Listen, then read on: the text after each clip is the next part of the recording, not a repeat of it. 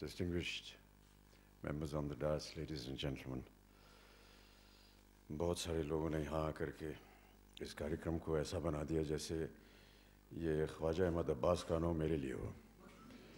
बहुत सारी बातें अच्छी अच्छी बातें कर दी, मैं उसके आभार प्रकट करता हूँ। मैं इस लायक नहीं हूँ, लेकिन आपका बहुत बहुत शुक्रिया। सायदा जी को मैं धन्यवाद देता हूँ कि उन्होंने मुझे यहाँ आज आमंत्रित किया, और जब से उन्होंने बीड़ा उठाया कि अब्बास साहब को हमेशा हमें याद रखना चाहिए, तब से मैं उनके साथ हूँ।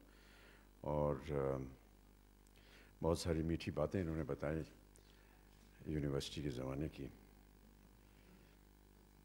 एक बहुत ही खूबसूरत बात ये बताना भूल ही गई। जिस बस स्टॉप पे हम लोग सब इकट्ठा होते थे बस पकड़ने के लिए, 9 नंबर की यूनिवर्सिटी स्पेशल होती थी, बहुत सारे यार दोस्त हम सब, इनके साथ महिलाएं होती थी। हम लोग का अपना एक लड़कों का ग्रुप होता था। उन लड़कों में एक का नाम था प्राण तलवार। और एक दिन ऐसा हुआ कि बस आई और भरी हुई थी, तो सब ने कोशिश की कि घुस जाएं। हम में से कोई घुस नहीं पाया सिवाय प्राण तलवार साहब के। बड़ा निराश हुए हम लोग कि आज क्लास मिस हो जाएगी वगैरह, लेकिन बहुत ही दबे स्वर में मैंने बाद में सुना, पता नहीं किसने कहा था, सायदा जी ये ने कहा चलो अच्छा हुआ, प्राण जाए पर बचन न जाए।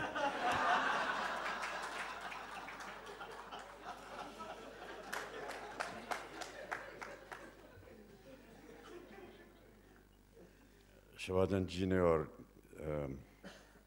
जिन लोगों ने बात की उन्होंने बता ही दिया कि 46 वर्ष हो गए साथ हिंदुस्तानी को। अब्बास साहब के जो ख्यालात थे वो बहुत ही अलग थे। जितने लोगों ने उनके बारे में बात की इससे आपको पता चल ही गया होगा, लेकिन जैसा वो सोचते थे वैसा वो करते भी थे। ऐसे दुनिया में बहुत कम लोग होते हैं। साथ हिंदुस्तानी जब उन्होंने बताई तो शायद आप में से बहुत से लोग ना जानते हैं उसकी कहानी। एक उनके सलाहकार थे, उनके साथ काम करते थे, उनकी कहानी उन्होंने सुनी कि किस तरह से जो स्वतंत्रता सेनानी थे वो गोवा जा रहे थे।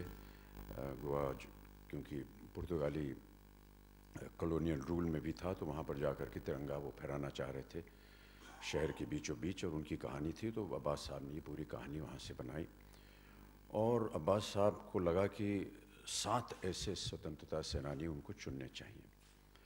7 लोगों को ही उन्होंने क्यों चुना, ये भी उसके पीछे एक उनकी एक सोच थी।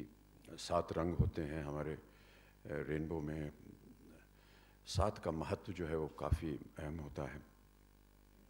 लेकिन जो सबसे अच्छी बात थी वो ये कि जैसा कि अभी बताया कि अलग अलग देश के अलग अलग कोनों से उन्होंने 7 ऐसे कलाकारों को चुना।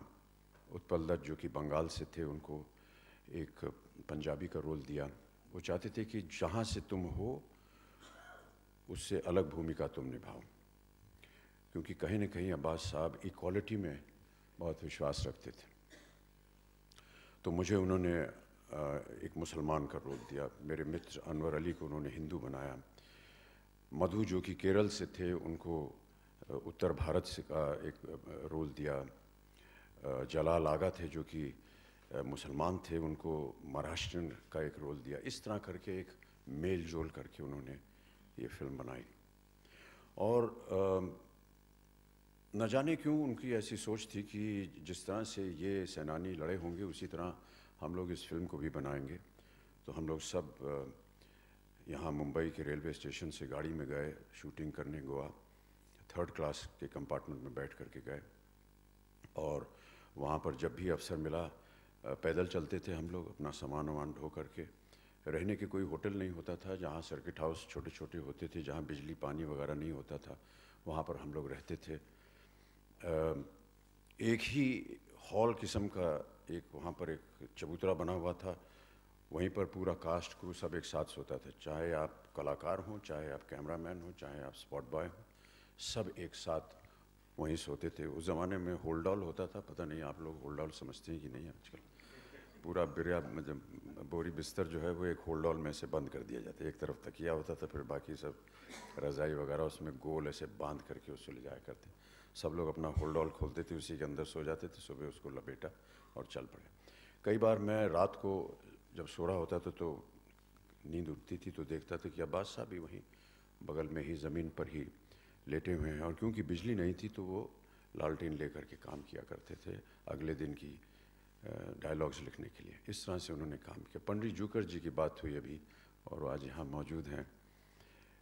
पंडित जी को सबसे पहले प्रोत्साहित किया, अब्बास साहब ने इनको ट्रेनिंग के लिए भेजा। ठीक है, लगवा लेते हैं। उन्होंने कहा ये पंडित जूकर हैं, ये हमारे ख़ास हैं, ये आकर के आपको दाढ़ी लगाएंगे। मैंने कहा ठीक है। पंडित जूकर जी क्योंकि बहुत ही व्यस्त मेकअप मैन थे, तो इन्होंने अब्बास साहब से कहा देखिए जिस दिन आपको दाढ़ी चाहिए उस दिन मैं नहीं, 7 दिन पहले आ सकता हूँ, तो जिसको भी दाढ़ी लगवानी है वो 7 दिन पहले लगवा ले। तो मैंने ये बात जब अब्बास साहब से कही कि तो 7 दिन पहले, उन्होंने कहा नहीं देखो करना पड़ेगा। देखिए पंडित जी जो हैं वो हमारे साथ मुफ्त में काम कर रहे हैं, मेरे पास पैसे नहीं हैं कि हम बड़े मेकअप मैन को बुलाएं। आप ऐसा कीजिए कि 7 दिन पहले आप दाढ़ी लगवा लीजिए। तो पंडित जूकर जी आए गोवा और दाढ़ी चिपका दी। उस ज़माने में, आजकल तो बहुत ही स्पेशलाइज्ड हो गया ये सब काम, नेट वगैरह नहीं होता था, एक एक बाल लेकर के चिपकाना पड़ता था, और ये इनकी खूबी थी। तो पूरी दाढ़ी इन्होंने चिपका दी। अब मुसीबत ये थी कि उस दाढ़ी को कायम रखना था 7 दिन तक। तो मैं आपको बताना चाहता हूँ देवियों सज्जनों कि 7 दिन में नहाया नहीं, क्योंकि अगर नहाता तो दाढ़ी उतर जाती है, और पंडित जूकर साहब होते नहीं। एक दुपट्टा मंगवाया हमने, हमारे जो हमारे साथ कमरे में थे अनवर अली, वो हम लोग गए कहीं बाहर, एक दुपट्टा लेकर के आए, पंखे से उसको लटकाया, आत्महत्या करने के लिए नहीं, पंखे से लटकाया उसको, और वो मैंने गर्दन के नीचे लगाया, और तकिए से तकरीबन 1-1.5 फुट ऊपर ऐसे में लेटा रहता था। पंडित जूकर जी, मैं आपको बताना चाहता हूँ कि ये जो कष्ट उठाया हमने 7 दिन, ये आपकी बदौलत था। आपको धन्य है, बहुत बहुत धन्यवाद।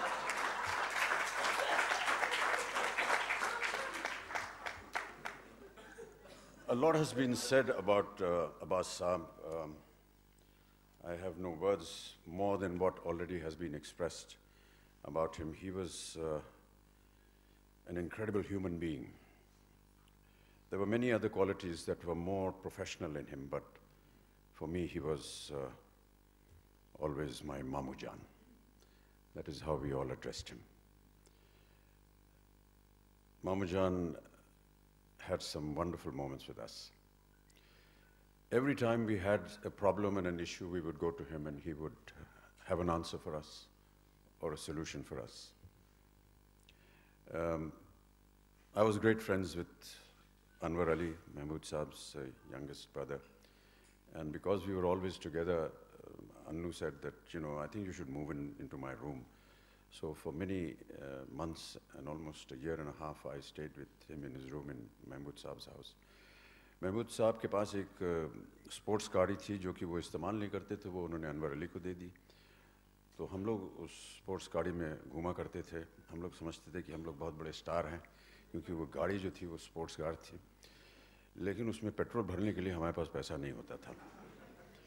तो ऐसा हम लोगों ने सोचा कि यार चलो कहीं से भीख मांग के जितना भी है 5-10 रुपए का पेट्रोल भरवा लेते हैं, जितनी दूर जाएगी उतनी दूर जाएंगे, और जब पेट्रोल ख़त्म हो जाएगा उतर जाएंगे गाड़ी से, गाड़ी वहीं छोड़ देंगे। और कई बार ऐसा हुआ कि जाते जाते गाड़ी बंद पड़ गई, तो हम लोग को छोड़ करके लोकल ट्रेन पकड़ के मामू जान के पास आते थे और कहते थे मामू जान हमारी गाड़ी जो है वहाँ पड़ी हुई है, पेट्रोल नहीं है। तो मामू जान बहुत ही उदारता से 100-50 रुपये हमें हमेशा देते रहते थे। But really, his entire thinking was one of, but I would like to read to you his last page from the Blitz, in which he has written his will. And I think that this aptly describes what Khwaja Ahmad Abbas was and what he stood for. This is the last page of the Blitz that used to be edited and owned by Sheikh Karanjia. And the title of this article is called The Last Will and Testament of Khwaja Ahmad Abbas. This is being written by Abbas Sahib himself. I, Khwaja Ahmad Abbas, aged 73.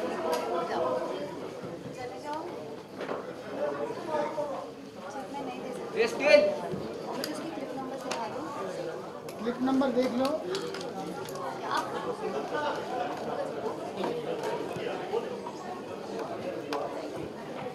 Clip number निकालो।